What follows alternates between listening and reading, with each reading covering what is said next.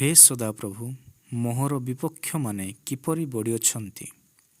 ମୋ ବିରୁଦ୍ଧରେ ଉତ୍ଥିତ ଲୋକ ଅନେକେ ମୋ ପ୍ରାଣ ବିଷୟରେ କହନ୍ତି, ପରମେଶ୍ୱରଙ୍କ ନିକଟରେ ତାହା ପାଇଁ ପରିତ୍ରାଣ ନାହିଁ। ମାତ୍ର ହେ ସଦାପ୍ରଭୁ, ତୁମ୍ଭେ ମୋ ଚତୁର୍ଦିଗରେ ଢାଲ ସ୍ୱରୂପ, ମୋହର ଗୌରବ ଓ ମୋ ମସ୍ତକ ଉଠାଇବା କର୍ତ୍ତା ଅଟ। ମୁଁ ଆପଣା ରବରେ ସଦାପ୍ରଭୁଙ୍କୁ ଡାକେ, ପୁଣି ସେ ଆପଣା ପବିତ୍ର ପର୍ବତରୁ ମୋତେ ଉତ୍ତର ଦିଅନ୍ତି। ମୁଁ ଶୟନ କରି ନିଦ୍ରାଗତ ହେଲି, ମୁଁ ଜାଗ୍ରତ ହେଲି, କାରଣ ସଦାପ୍ରଭୁ ମୋତେ ରକ୍ଷା କରନ୍ତି।